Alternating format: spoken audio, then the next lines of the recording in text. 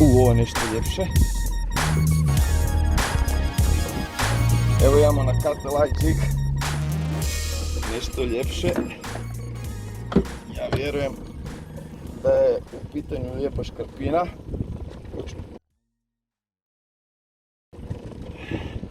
To. Evo 90 gramski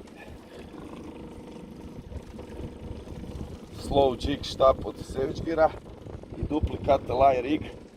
Znači točno sam osjetio kada se, sad ću vam pokazati na sonaru, točno sam osjetio kako smo došli do kamena i kako sam po kamenu se penjao gore.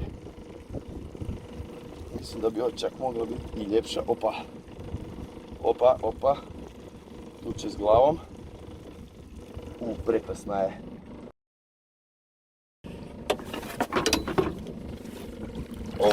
Krasna je! Wow! Wow! Nemo da je sjena. Wow! Iso Miki. Evo ga. Dupli Cut-a-Light rig. I evo krasna, gledaj ovo. Iso Miki, gledaj ovo. Super. Wow! A evo sad ću vam pokazati točno gdje sam je ulovio. Znači evo, točno se vidi. Evo da uđem u sonar. Evo točno se vidi. Evo, po ovom rubu sam se doslovno penjao gore dok nije udarila. Inače, evo vidite, ovdje imam kontrole za moj Garmin Force trolling motor, bez čega sve ovo bi bilo nemoguće. Znači evo, tu imam kontrole, znači on je sad u anchor locku. Evo ga, Garmin Force je naprijed, znači drži nas perfektno u mjestu. Evo je, predivna riba, ja mislim da ima oko kilu. Yes! Fenomenalno. Evo sad ću vam prikazati kako konkretno lovim škarpine. Znači uz pomoću Garmin Force trolling motora, Echo Map 122 uređaja, GT51 sonde i Savage Gear Slow Jig štapa i Cut-a-Light Jiga. Odmah na početku sam napravio jednu tu modifikaciju, znači Cut-a-Light Jig dolazi do 130 grama težine, a obzirom da mi lovimo tu 90 metara sad trenutno, ali ono od 80 do 100 metara, sa 100 gramskim ili 130 gramskim dođe se do dna, ali je malo sve skupa duže traje. I evo ja sam napravio jednu foru, znači 2 džiga od 100 grama sam stavio na jedan rig, znači Cut-a-Light Jig je znači ko neka verzija kabure ili sliding džiga, znači ima fenomenalne oči. I naravno na zadnje dvije udice koje su jako dobre i oštre sam stavio trake lignji, jer jednostavno na taj način više grizeva dobivaš i to je jednostavno podnormalno kod ovakvog ribolova. E sad, Garmin Force trolling motor je znači Wi-Fi, znači on je samo spojen na 24 volta, može raditi na 24 volta ili na 36 volta, znači na 36 volta ima veću snagu. Znači ja imam tu dvije Master Volt baterije koje mi je firma Jarunšica obezbijedila, znači imam spojeno na 24 volta, ali ljepota Garmin Force trolling motora je što je Wi-Fi poveziv i sa uređajem, i sa daljinskim, i sa pedalom. Znači na 3 načina se može kontrolirati taj trolling motor. I evo, znači super stvar u vezi kontrole, znači ja sam tu u meniju, znači tu kad se ide Configure Combination, Edit Overlays, Znači tu se u top bar ili u bottom bar vidite može staviti trolling motor bar. Znači to znači da su mi kontrole od trolling motora evo tu gore. Znači Echo Map je touch screen. Najbitnija naravno za jigging funkcija je sidro. Znači ovo je anchor lock funkcija, znači koja se aktivira najjednostavnijim pritiskom na evo ga. Znači evo sad smo u manualu, sad on više ne vrti. Znači sad slobodno trolamo. Znači ja mogu kontrolirati njega i znači sad smo manualno, evo tu mogu mu dodati i uključiti znači propeler i evo sad se mi krećemo znači, u trećoj brzini. Znači tu se mogu kontrolirati, evo sad mi idemo lijevo desno i ovdje ga mogu kontrolirati znači gdje idem, lijevo ili desno. Evo ga, sad smo došli do grotu, isključit ćemo, evo sad se točno vidi kako se pojavljuje, znači ovo je GT51 sonda, znači evo u 80 metara grota i sad ćemo samo tup spot lock. Pogledajte naprijed, trolling motor se vrti i namješta, znači on će stati točno na točku, evo ga, sad se namjestio, on će stati točno na točku u trenutku kad smo stisnuli spot lock. Kod spot locka je u biti, to jest anchor lock se zove ta funkcija kod Garmina, je jako bitno što je konstantniji vjetar, to će spot lock bolje raditi, to jest anchor lock. Znači, on se može zbuniti ako se jako miješaju struje, onda se puno traži i vrti. Ali kad imamo konstantan vjetar, a što u biti je na moru najčešće slučaj, onda on radi fenomenalno. Sad da vam pokažem na sonaru. Znači ovo je GT51 sonda na 240 Hz. Znači evo sad smo stali točno na ovu grotu. Znači side view funkcionira na način da je u sredini, znači tu je brod, on gleda desno i lijevo. Ovaj desno stupac, to je stupac vode, vidite, on ide tu do 80 metara, to je do evo, 91 metar i tako na ovu stranu. Znači sve što je u ovom crnom području, to je u biti ispod broda. I evo tu se točno vidi da je ova grota, ok, ekran još putuje, ali on se ne zaustavlja, to je grota, sad smo točno iznad nje. Znači isto se vidi i na down, vidite, znači ova grota, ova tu je isto što i ovo tu. Ova manja je isto što i ovo tu. Ali znači na down imagingu se vidi sve što je dolje, a na side imagingu se vidi u stranu. S time da kad je, evo, što sam rekao, kad je u stupcu vode, onda se vidi ravno ispred u vodenom sloju. Znači ovo je dno je, rekli smo, evo 90 metara. Znači to je stupac vode. Znači sve ovo dalje je lijevo od broda. Znači 90 metara je voda, znači recimo ova tu je znači na 101 metar, znači 112 metara. Znači ova točka je u biti 12 metara lijevo od čamca. Zato što moramo oduzeti od ove cijele 112 metara udaljenosti, moramo oduzeti stupac vode.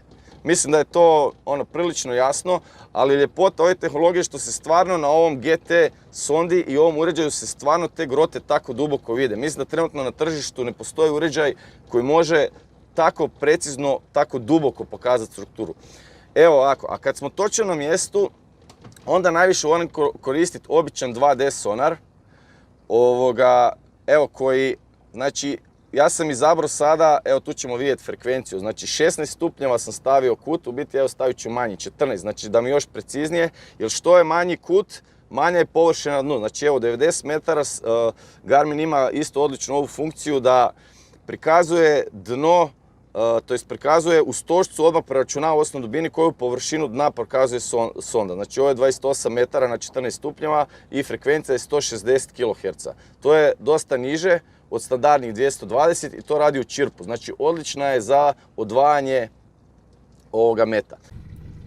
Evo da vidimo malo separaciju na Echo Map 122 GT51 sonda na 18 stupnjeva. Evo, znači na dnu su neke črčke. Evo sad ćemo zoomirati pa da vidimo kakva je separacija riba na dubini 40 metara. Znači evo možemo izbrojati 1, 2, 3, 4, 5 ili 6 riba. Evo sad kad smo ovak našli grotu, sad malo ćemo se ovak još pomaknuti da malo bolje pronađemo. Evo ja sam isključio sad spot lock i sad ću malo sa velikim motorom se provozat. Evo samo da možda nađemo još jednu. Evo je. Znači evo sad ću se zaustaviti. Znači evo dolazi nam nova. Evo isto se vidi ovdje. Znači na downi, na clear view i na side view. Znači evo lupit ću anchor lock i odmah spuštam ovo dolje. Evo dubina je 96 metara. Znači ovo će sad potrajat. Znači ovo će sad potrajati dok dođem na dnu, ali evo, znači ovdje imam generalno, znači obzirom da je za side view i za clear view, znači za pogled u stranu i dolje, najbolje kad se plovilo kreće lagano, jer onda slika najčistija. Kad ovak stojimo u mjestu, i dalje se vidi struktura, ali nije tako čisti i precizan prikaz. Znači ovo je sad ista u biti grota, samo što smo se sad zaustavili, zavrtili, onda ju ponovo crta. U biti ovo nije realno. Znači za realan prikaz se treba krenuti konstantno, ali kad smo na mjestu, na poziciji, onda najviše u biti gledam u ovaj zoomirani prikaz 2D običnog sonara. Znači ovo smo rekli 14 stupnjeva na koliko? Na 116 kHz.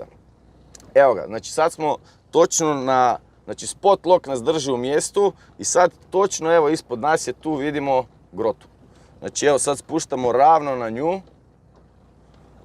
To je do 90 metara, imam 200 grama, ali svejedno treba skoro minuta. I ovako, sad možemo u biti stisnuti heading hold. Znači sad će on držati smjer i uključiti ovo i sad će se, znači sonar, Garmin pomaknut evo par metara unaprijed.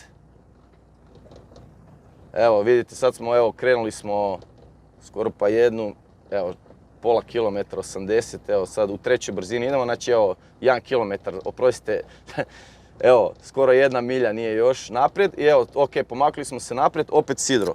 Znači doslovno metar po metar, evo se mičem, evo tu na sonaru se i dalje vidi,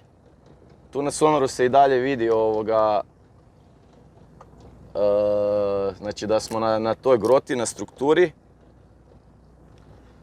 Evo, par puta smo džignuli. Ništa se ne dešava. Evo, opet ćemo heading hold, dat mu gas. Znači, evo, kompletno mislim, to se sve može i sa pedalom i sa daljinskim, ali iskreno daljinskim mi često smeta ono kad nešto sa ginjem se uzimam. U biti mi je nekak najljepše ga kontrolirati na touch ekranu. Evo, mi ćemo se još malo naprijed, još uvijek smo na ovoj strukturi. Evo, opet ćemo stati sidro.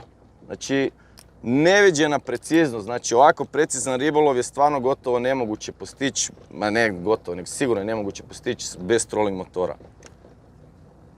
Znači ovdje imam već tu neke točke koje sam si zapisao, ali evo, znači mi sad točno vidimo da smo na podvodnoj strukturi, a u biti to je sve što trebaš. Kad su veće grote u pitanju, visoke 5 do 10 metara, mogu toliko precizno se namjestiti da doslovno se penjem po zidu grote, osjetim kako namotavam, kako idem sve više i više, znači po groti. Evo ga, ok, par put smo spustili, dignuli, ništa se nije desilo, opet uzimamo smjer. Znači ok, ovo sad radim sa elektromotorom se mičem, ali isto tako mogu i sa velikim motorom se pomaknuti. Recimo ako idem negdje malo dalje da ne trošim previše bateriju, onda sa velikim motorom se pomaknem. Evo, znači ovaj heading hold, to znači da u smjeru u kojem je usmjeren elektromotor, on će ga držati. Znači bez obzira ako te bočno vjetar ga miče, on će držati smjer. A evo možemo probati još jednu, sad evo, ok, staćemo, evo ovdje je grota, znači fenomenalna, ova grota nije ni mala, evo tu se vidi da je 5 metara visoka. Hoću vam sad pokazati još samo jednu funkciju. Recimo evo ovako, tu imamo par točaka koje smo zabilježili. I evo ga, znači sad evo, to je ta točka, ok, evo udaljena je 29 metara. I sad mogu iskoristiti trolling motor da ode točno na točku sam.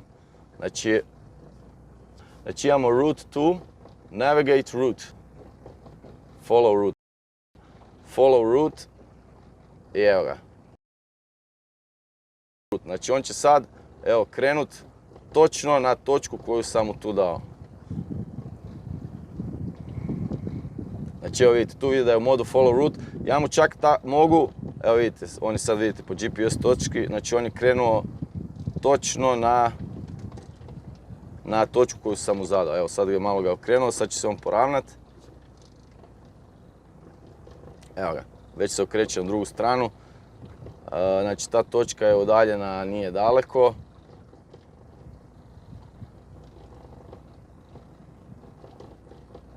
Samo da im je udaljenost.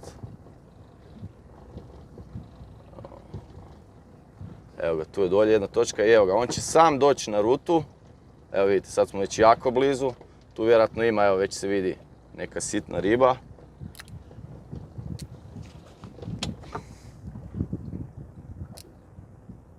Evo ga, on sam dolazi.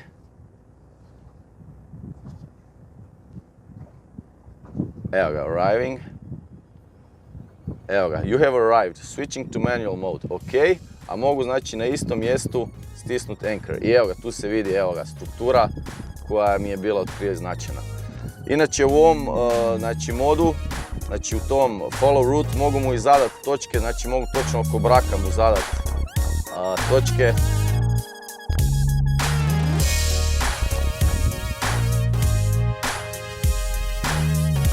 Ajde.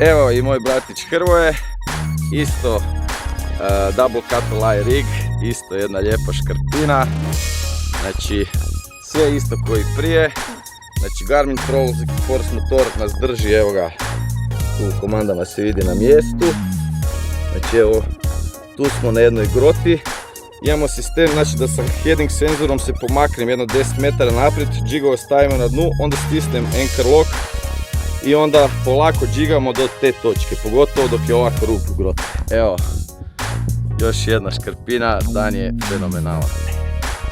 Bravo Hrvatska. I tak ja lijepo stavio škarpinicu za slikanje, a evo frendića koji bi malo papao. Ovo nisu istine.